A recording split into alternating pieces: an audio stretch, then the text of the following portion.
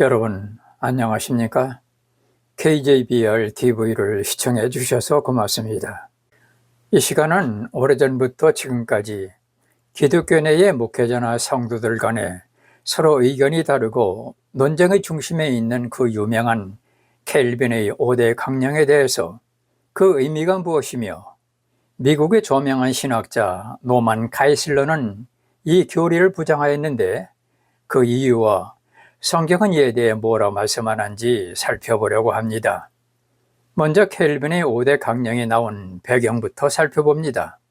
제미나에 의하면 켈빈의 5대 강령은 5개의 조항을 영어의 앞 글자를 조합하여 흔히 TULIP라는 약자로 알려졌습니다. 이 강령은 튤립고시 국화인 네덜란드 도르트 회의에서 1618년과 1619년에 알미니안주의에 반대하여 개혁주의 교리를 확립하기 위해 세운 5가지 핵심 교리입니다. 각 강령의 의미는 다음과 같습니다. 첫째, 전적 타락입니다. 이것은 아담이 원죄를 짐으로 인해 인간의 본성 전체, 즉 지성, 감정, 의지가 죄에 깊이 오염되어서 스스로는 구원할 수 있는 능력이나 선을 행할 의지가 전혀 없다는 교리입니다. 두 번째는 무조건적 선택입니다. 하나님께서는 구원받을 자를 세상 창조 이전에 미리 정하셨으며 이 선택은 인간의 믿음이나 선행 등 어떤 조건이나 공로에 근거하지 않고 오직 하나님의 주권적인 은혜와 기쁘신 뜻에 따라 이루어진다는 교리입니다. 세 번째는 제한된 속죄입니다. 예수 그리스도의 십자가 대속은 구원하기로 선택된 특정한 사람들, 즉 택한 자들을 위해서만 의도되었고 그들에게만 유효하다는 교리입니다. 그러나 그리스도의 대속의 가치나 능력 자체가 제한된다는 의미는 아닙니다. 네 번째는 불가항력적 은혜입니다. 하나님께서 구원하시기로 선택된 자들에게는 성령을 통해 주시는 구원의 은혜가 필연적으로 작용하여 이들이 그리스도를 믿고 회개하게 함으로써 궁극적으로 구원에 이르게 되며 인간은 이 은혜를 효과적으로 거부할 수 없다는 교리입니다. 마지막 5번째로서 성도의 견인입니다. 하나님께서 은혜로 구원하신 택자들은 하나님의 능력으로 말미암아 믿음 안에 끝까지 보존되어 최종적인 구원을 얻게 된다는 교리입니다. 즉, 진정한 구원을 받은 성도는 최종적으로 타락하지 않는다는 의미입니다. 이상과 같은 내용을 좀 더 자세히 살펴보면서 왜 가이슬러가 반대했으며 성경은 뭐라 말씀하는지 살펴봅니다. 이 시간은 전적 타락에 대해서만 말씀드립니다. 먼저 전적 타락은 인간의 본성에 관한 교리입니다. 앞에서 간략하게 설명했듯이 이 교리는 아담의 원죄의 영향으로 인해 모든 인간이 태어날 때부터 죄에 오염되고 부패되어 있으며 스스로 힘으로는 구원에 이를 만한 선행을 하거나 하나님을 선택할 능력, 즉 자유의지가 완전히 상실된 상태라는 것을 의미합니다. 전적 타락은 전적인 부패를 의미합니다. 전적이라는 말은 인간 본성의 모든 영역, 즉 지성, 감정, 의지가 죄의 영향 아래 놓여 부패했다는 것입니다.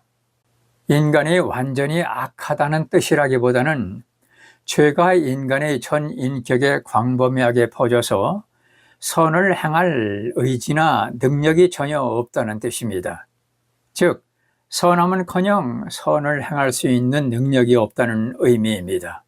죄로 인간이 전적으로 타락하면 전적으로 부패하여 전적으로 무능하게 된다는 것입니다.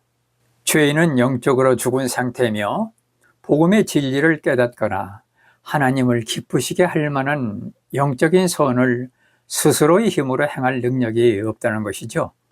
따라서 인간의 구원에 필요한 믿음이나 회개를 자신의 공로로 만들어낼 수 없으며 오직 하나님의 은혜와 성령의 개입을 통해서만 구원받을 수 있다는 것입니다. 이에 대해 노만 카이슬러는 극단적 켈빈주의에서 주장하는 전적 타락의 교리를 받아들이지 않습니다.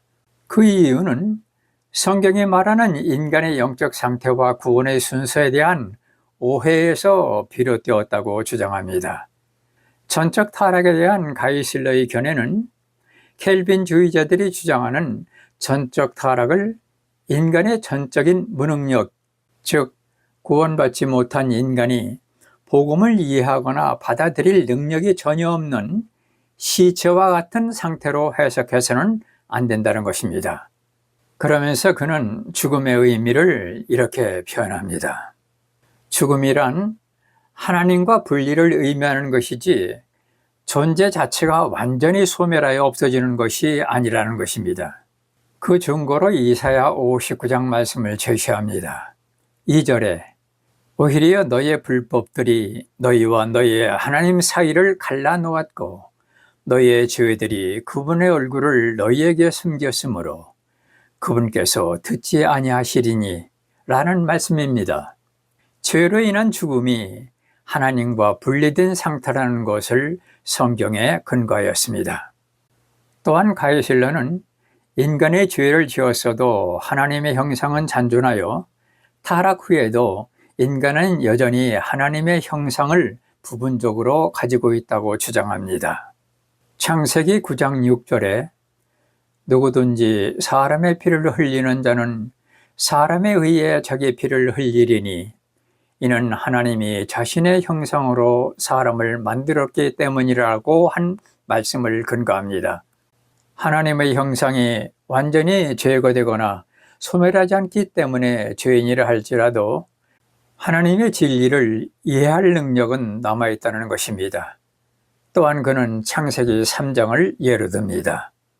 9절과 10절에 보면 주 하나님께서 아담을 부르시며 그에게 이르시되 내가 어디 있느냐 하시니 그가 이르되 내가 동산에서 하나님의 음성을 듣고 벌거벗었으므로 두려워하여 숨었나이다 라는 말씀입니다.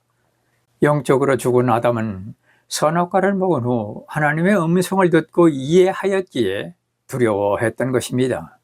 그런가 하면 로마서 1장 19절 20절에 보면 이는 하나님을 알만한 것이 그들 속에 분명히 드러나 있기 때문이라 하나님께서 그것을 그들에게 보이셨느니라. 그분의 보이지 아니하는 것들 곧 그분의 영원하신 권능과 신격은 창세로부터 분명히 보이며 만들어진 것들을 통해 깨달아 알 수 있나니 그러므로 그들이 변명할 수 없느니라 한 말씀은 영적으로 죽은 불신자들도 하나님의 영원하신 권능과 신격은 창조물을 통해 분명히 보고 이해할 수 있다고 성경은 말합니다. 가이슬러는 성경 전체가 구원의 순서를 믿음이 먼저이고 구원이 나중임을 명확히 제시한다고 강조하며 켈빈주의가 주장하는 구원이 먼저이고 그 다음이 믿음이라는 순서를 부정합니다. 에베소서 2장 8절에 보면 너희가 믿음을 통해 은혜로 구원을 받았나니 그것은 너희 자신에게서 난 것이 아니요 하나님의 선물이라 하였고 사도행전 16장 31절에서 바울과 실라는 간수에게 그들이 이르되 주 예수 그리스도를 믿으라 그리하면 네가 구원을 받고 네 집이 받으리라고 한 말씀을 근거로 제시합니다. 가이슬러는 죽어있는 사람을 먼저 하나님이 살려놓으면 그 뒤에야 비로소 그가 믿을 수 있다라는 구절은 성경에 단 한 구절도 없다고 단언합니다. 영적으로 죽은 사람이 복음에 대한 반응은 거부이지 무능력이나 할 수 없다가 아닌 하지 않는다라고 말합니다. 켈빈주의자들이 즐겨 사용하는 고린도전서 2장 14절에 그러나 본성에 속한 사람은 하나님의 영의 것들을 받아들이지 아니하나니 그것들이 그에게는 어리석은 것이라 또 그가 그것들을 알 수도 없나니 그것들은 영적으로 분별되느니라 라는 말씀에 대해 가이슬러는 복음을 받아들일 수 없다라는 뜻이 아니라 이해할 수 있지만 환영하며 받아들이지 않는다는 뜻으로 해석해야 한다고 주장합니다.